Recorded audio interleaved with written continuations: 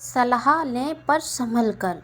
एक बार एक आदमी अपने छोटे से बालक के साथ एक घने जंगल में जा रहा था। तभी रास्ते में उस बालक को प्यास लगी और उसे पानी पिलाने उसका पिता उसे एक नदी पर ले गया।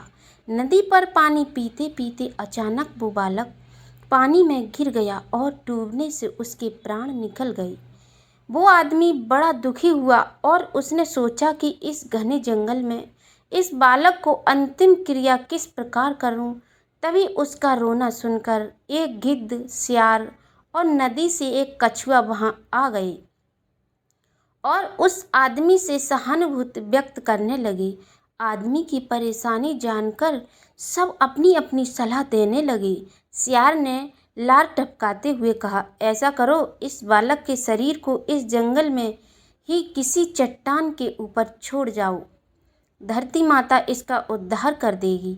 तभी गिद्ध अपनी खुशी छुपाते हुए बोला, नहीं, धरती पर तो इसको जानवर खा जाएंगे। ऐसा करो, इसे किसी वृक्ष के ऊपर डाल दो ताकि सूरज की गर्मी से इसकी अंतिम गति अच्छी हो जाएगी। उन दोनों की बातें सुनकर कछुआ भी अपनी भूख को छुपाते हुए बोला, नहीं, आप इन दोनों की बातों में मत आओ।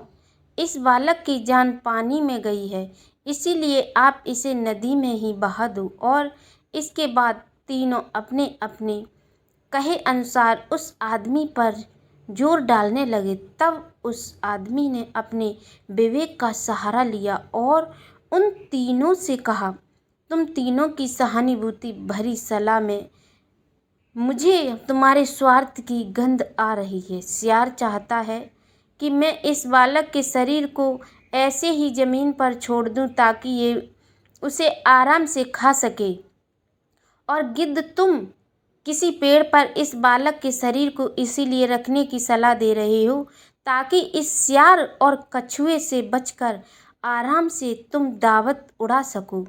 और कछुआ, तुम नदी के अंदर रहते हो, इसीलिए नदी में अपनी दावत का इंतजाम कर रहे हो। तुम्हें सलाह देने के लिए धन्यवाद, लेकिन मैं इस बालक के शरीर को अग्नि को समर्पित करूंगा, ना कि तुम्हारा भोजन बनने दूंगा। यह सुनकर वो तीनों अपना सा मुंह लेकर वहां से चले गए। दोस्तों, मैं यह नहीं कह रहा हूं कि यह व्यक्ति आपको स्वार्थ भरी सलाह ही देगा, लेकिन आज से इस युग में हम अगर अपने विवेक की छलनी से किसी सलाह को छान लें तो शायद ज़्यादा सही रहेगा।